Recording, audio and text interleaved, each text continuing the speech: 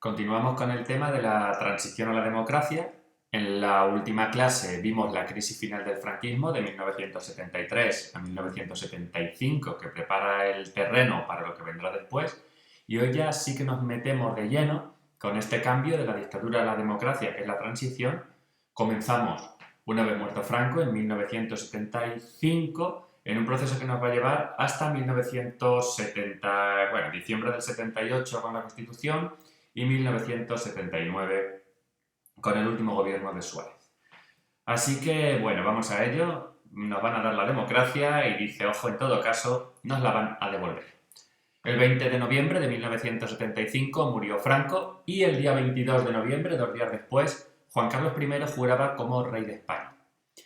Recordad que en 1969, con esa ley de sucesión, Juan Carlos I, el padre del rey actual, pasaba a ser el sucesor de Franco cuando Franco muriese.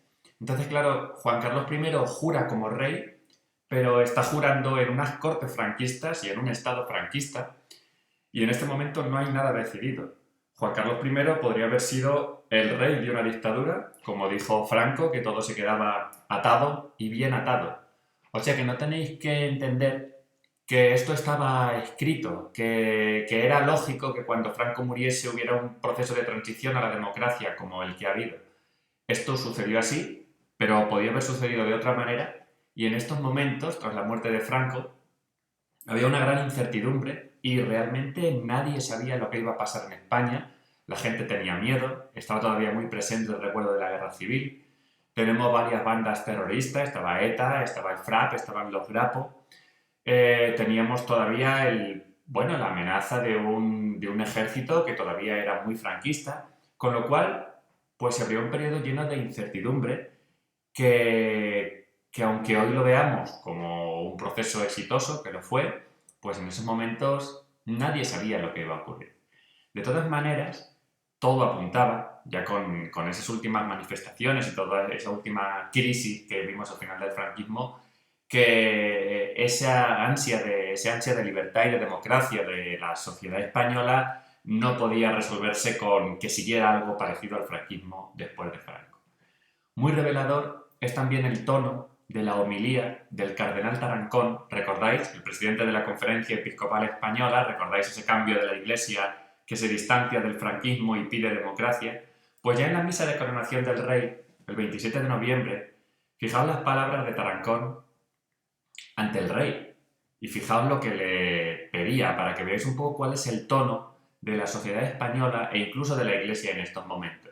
Decía Tarancón, pido para vos, Señor, que seáis el rey de todos los españoles, de todos los que se sienten hijos de la madre patria, de todos cuantos desean convivir, sin privilegios ni distinciones, en el mutuo respeto y amor. Amor que debe extenderse a quienes piensen de manera distinta a la nuestra. Pido para vos acierto para abrir caminos del futuro de la patria, para que las estructuras jurídico-políticas ofrezcan a todos los ciudadanos la posibilidad de participar libre y activamente en la vida del país, en las medidas concretas de gobierno que nos conduzcan hacia una patria plenamente justa en lo social y equilibrada en lo económico. La Iglesia seguía apostando por la convivencia y por la democracia y el rey empezó a actuar. Lo primero que hizo el rey es que mantuvo a Arias Navarro. O sea, muerto Franco, Juan Carlos I optó por una estrategia continuista de decir, vale, Arias Navarro, si recordáis, fue el último presidente del gobierno de Franco, fue el presidente del gobierno cuando murió Franco, y entonces, justamente después, Juan Carlos I lo mantiene. Entre 1975 y 1976 lo mantiene, y esto se llamó el franquismo sin Franco, porque básicamente era algo parecido a continuar lo que había antes. Ahí tenéis a Arias Navarro, con Franco ya muy anciano. Y entonces, ¿qué se esperaba una vez muerto Franco de este hombre que había sido presidente del gobierno con él? Bueno, pues se esperaba que hiciera progresivas reformas que llevaran a la democratización del sistema. Pero ya veis cómo falló ese espíritu del 12 de febrero.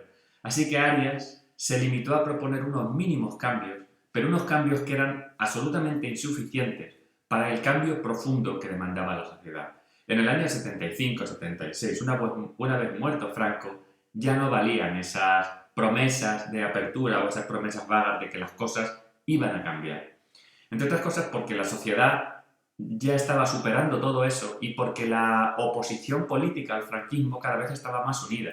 Creo que recordaréis que el último día os dije que el Partido Comunista había creado una junta democrática de oposición, mientras que el PSOE había creado la plataforma de convergencia democrática, que eran pues dos organismos de oposición unida al franquismo. Bueno, pues ahora se fusionan las dos.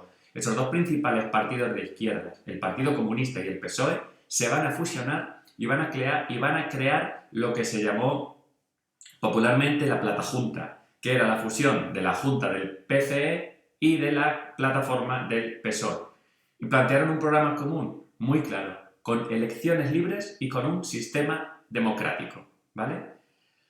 Pero esto no tenéis que entender que fue solo algo de las élites. No es que solo unos cuantos políticos, tanto del franquismo como de la oposición, se decidieran a traer la democracia, sino que ya desde antes de la muerte de Franco y sobre todo después, en 1976, la sociedad española o España fue recorrida por una oleada masiva de manifestaciones, de movilizaciones democráticas en las calles, pidiendo pues simplemente la libertad, la democracia, los partidos políticos y la llegada de un Estado de Derecho. Así que el rey, Juan Carlos I, ve muy claramente que Carlos Arias Navarro no es la persona indicada para pilotar este programa de transición a un régimen democrático y enseguida cambia. En el año 1976 el rey va a forzar la dimisión de Suárez. Recordad que en este momento no tenemos democracia. El rey nombraba a los presidentes del gobierno según las leyes franquistas. Entonces el rey va a apartar a Arias Navarro y hace un nombramiento que nadie esperaba mucho, que era Adolfo Suárez. Ahora Adolfo Suárez nos suena porque es la figura política principal o el símbolo de la transición, pero en ese momento Adolfo Suárez era pues un personaje más bien secundario. Había sido secretario general del Movimiento, recordáis, el partido único del franquismo, pero Suárez tenía mucha visión política y el rey confió en él para pilotar este proceso de cambio. Frase que se hizo muy famosa, aquí tenéis a Suárez en una foto. Muy simple, él decía, hay que elevar a la categoría política de normal lo que a nivel de calle es simplemente normal.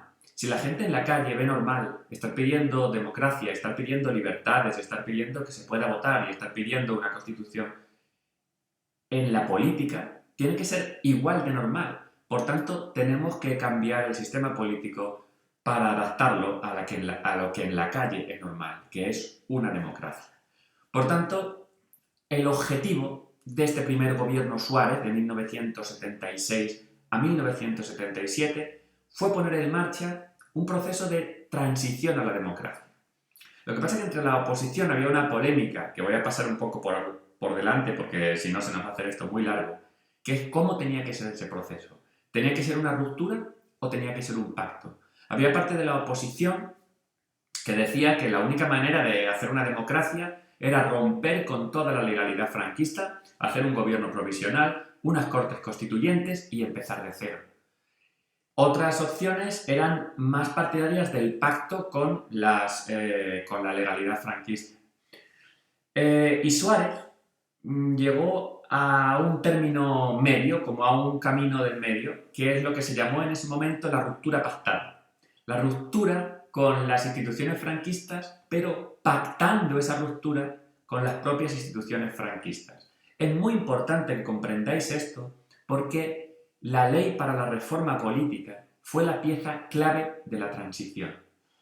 Veréis, para que nadie pudiera acusar al nuevo régimen democrático de que nacía de forma ilegítima, de que había roto con la legalidad vigente, aunque fueran las leyes del franquismo, Suárez llegó con esta ley de la reforma política a la conclusión de que el cambio al sistema democrático tenía que producirse desde las propias instituciones franquistas. Es decir, había que pasar, como se dijo en la época, de ley a ley. De una ley de las leyes de la dictadura a las leyes de la democracia. pero sin hacer una ruptura que nadie pudiera interpretar como que había sido algo ilegal o como que no tenía legitimidad.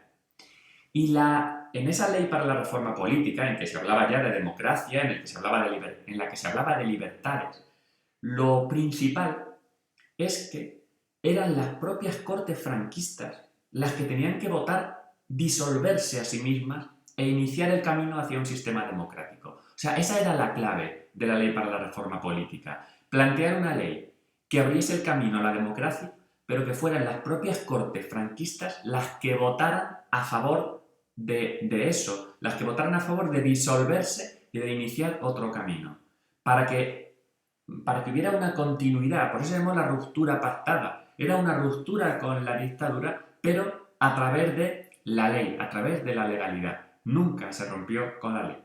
Bueno, pues en noviembre de 1976, las Cortes franquistas aprobaron la ley. Se llamaron las Cortes del Araquiri, o las llamaron en la prensa las Cortes del Araquiri, porque es como que se suicidaron a sí mismas. El franquismo, o las Cortes del franquismo, se suicidaron a sí mismas, aprobaron esta ley para la reforma política en el que esas mismas Cortes se disolvían y daban lugar a algo nuevo, que era un sistema democrático. Bueno, pues aprobada esa ley para la reforma política, como era una ley tan fundamental que estaba cambiando el sistema político que había en España, la ley fue sometida a referéndum, es decir, se le preguntó a todos los españoles si estaban a favor o en contra de la ley, ¿vale? Si estaban a favor de este cambio hacia el sistema democrático. El resultado del referéndum en diciembre de 1976 fue incontestable. Con un 77-78% de participación, el 94,2% de los españoles votaron que sí a esa ley para la reforma política. Con esto estaba abierto el camino hacia la democracia. Tras el referéndum, por fin echaba a andar la democracia en España. Suárez se hizo muy famoso, el mundo empezó a mirar lo que estaba pasando en España y actualmente, y desde esa época, la transición española se considera pues un modelo, ¿no? del cambio de una democracia, de una dictadura a una democracia sin violencia, sin una violencia estructural, aunque hubo violencia. Porque os cuento aquí, fueron años de ilusión y esperanza, pero recalco lo que he dicho antes, nada estaba escrito todavía, había muchísimas amenazas a la consolidación de una democracia moderna. Eran años también de miedo, de incertidumbre, ningún resultado estaba fijado de antemano y nada aseguraba que las cosas fueran a salir bien. Y de hecho, hubo unos momentos muy tensos en los meses justo después del referéndum. En esos meses después se produjeron algunos de los momentos más duros de la transición, porque esta adopción poco a poco de las medidas que restablecían las libertades se vieron acompañadas de mucha tensión que provocaron las actividades terroristas, tanto de ETA como de otras bandas. Y el punto culminante de todo esto fue el asesinato a manos de unos cuantos pistoleros de ultraderecha, de 5 abogados del Partido Comunista y de Comisiones Obreras, del sindicato Comisiones Obreras, en un despacho de la calle de Atocha, en Madrid. El asesinato de los abogados de Atocha, como se les conoce. Bueno, pues este hecho vino a romper un poco con este clima de esperanza o de cambio y pasaba a un primer plano uno de los aspectos más polémicos de la transición, porque todavía no tenemos hecha una transición, o sea, todavía no tenemos una democracia, la estamos construyendo. Y ese aspecto era la legalización del Partido Comunista. El Partido Comunista había sido el principal opositor al franquismo. Había miembros del Partido Comunista que habían muerto, fueron los que habían organizado el MAC, la guerrilla, y fueron, como os digo, pues los principales opositores. Entonces la pregunta era muy clara. ¿Era posible construir una democracia si un partido político era ilegal? Y si además ese partido había sido el eje principal de la oposición a la dictadura, pues parecía evidente que no, que todos esos militantes comunistas querían legalizarse, ¿no? Pero claro, teníamos un problema. Durante 40 años el comunismo, el Partido Comunista, había sido una auténtica bestia negra, ¿no? El franquismo acusaba al comunismo de todos los males de España tenía muchas reminiscencias de la época de la guerra civil. Entonces, claro, el problema es la derecha, los militares, la parte de la sociedad española aceptarían la legalización del Partido Comunista. Era algo, pues, peligroso, en cierta medida. Entonces, bueno, el entierro de estos abogados de Atocha, de estos que mataron los pistoleros de ultraderecha, se convirtió en Madrid en una manifestación impresionante de disciplina, de silencio, de pacifismo de los militantes del Partido Comunista. Y Suárez y buena parte de la sociedad española se convencieron de que no podía existir una democracia plena si un partido político era ilegal. El 9 de abril de 1977 se legalizó el Partido Comunista. Y con esa habilidad política que tenía Suárez, como sabía que era una medida muy polémica, pues aprovechó para legalizar a los comunistas las vacaciones de Semana Santa, cuando la gente estaba de vacaciones y cuando, bueno, no hay tanta actualidad política. El 9 de abril de 77 era sábado, era el Sábado Santo, y por eso se le llamó el Sábado Santo Rojo, porque fue cuando aprovechó Suárez para legalizarlos.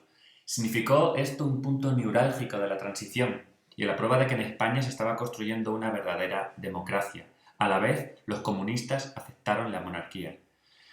Fijaos, cuando se habla de que la democracia fue un pacto entre posturas políticas muy distintas para construir un camino de libertad y un marco político de convivencia, es cierto.